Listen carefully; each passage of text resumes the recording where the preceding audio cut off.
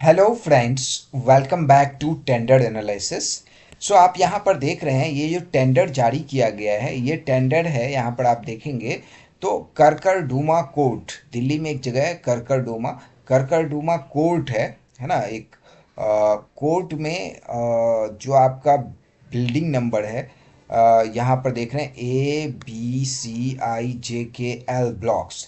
तो ये जो कोर्ट का ब्लॉक है, करकरडोमा जो कोर्ट है, उसका ये सारे ब्लॉक्स जो हैं, उसको क्या करना है, आपको रिपेयरिंग का करना है और पेंटिंग करना है।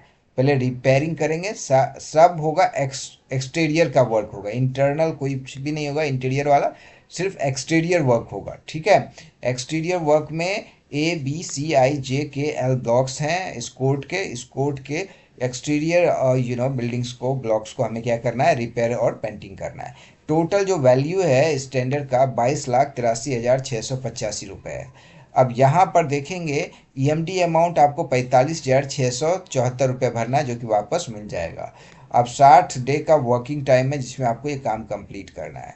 तो डेट ऑफ जो release of tender through the process, तो 22/11 को ये रिलीज हुआ है। अब तो यहाँ पर देखिए, आपको जो है ये टेंडर आपको सबमिट कर देना है 1 दिसंबर 2025 तक, है ना। 3 बजे करेंगे, 3 बजे लास्ट डेट है टेंडर को ऑनलाइन सबमिट करने का। और ये 3:30 बजे टेक्निकल बिड ओपन हो जाएगा। तो टू बिड प्रोसेस है।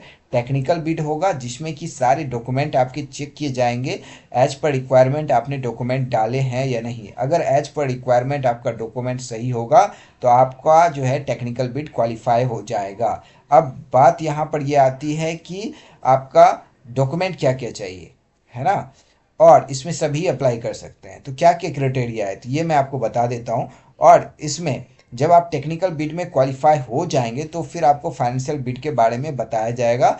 तो अगर आपका टेक्निकल बिड हो गया ना, तो फाइनेंशियल बिड वो आप पे डिपेंड करता है कि आपको काम लेना है या नहीं लेना है, क्योंकि वहाँ रेट की बात चलती है ना। तो रेट जो है, जो भी आप कोटेशन देखेंगे, क्या मटेरियल लगेगा, कितना मैन पावर लगेगा, किस तरह के आपके व्हीकल लगेंगे, किस तरह के मशीनरीज लगेंगे, ये सारा कुछ का ब्रेकअप यहाँ पर आपको BOQ मिल जाएगा। किस तरह के मटेरियल चाहिए, सारा कुछ डिटेल होगा। तो उसमें आपको कोटेशन लगाना है ना। उस पर आपको वर्क करना है, एडमिन कॉस्ट कितना देना है, कितने इंजीनियर्स हायर करने हैं, ये सारा आपको यहाँ पर BOQ में मिलेगा। और उसके बिहाफ पे आपको रेट डिसाइड करना है। तो जितना उसमें L1 जिसका होगा, है ना, फाइनेंशियल बिड में जिसका सबसे कम रेट होगा, उसको ये अलॉट कर दिया जाएगा। अब देखिए, सबसे पहले रिक्वायरमेंट देख लीजिए।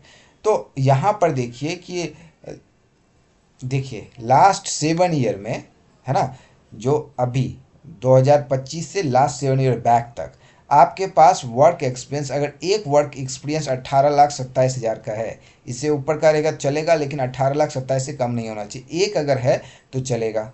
अगर इतने का नहीं है तो आपका 13,70,000 का 2 वर्क एक्सपीरियंस चाहिए, है ना। 69 का भी नहीं, 70 का, 13,70,000 का 2 वर्क एक्सपीरियंस।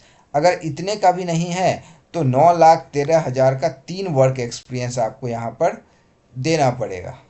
ठीक है, 3 यहाँ पर आपको देना पड़ेगा।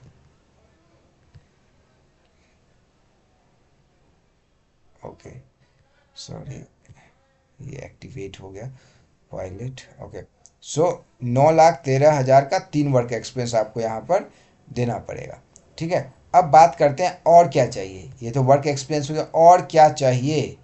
तो और यहाँ पर देखिए क्या है, एक लिस्ट दिया गया है, list of document scan copy and uploaded with in the period of time of bid submission. तो सबसे पहले जो आप EMD बनाएंगे उसका चालान, डिमांड ड्राफ्ट, ये सारा कुछ आपको देना पड़ेगा। बैंक गारंटी है, ये सब देना पड़ेगा। EMD अमाउंट देना पड़ेगा, जितने भी स्कैन कॉपी है वो सारे देने पड़ेंगे, है ना। जो मतलब पैसे से रिलेटेड हो, जैसे ये PG देना पड़ेगा, है ना। जो बैंक गारंटी है ना, वो देना पड़ेगा।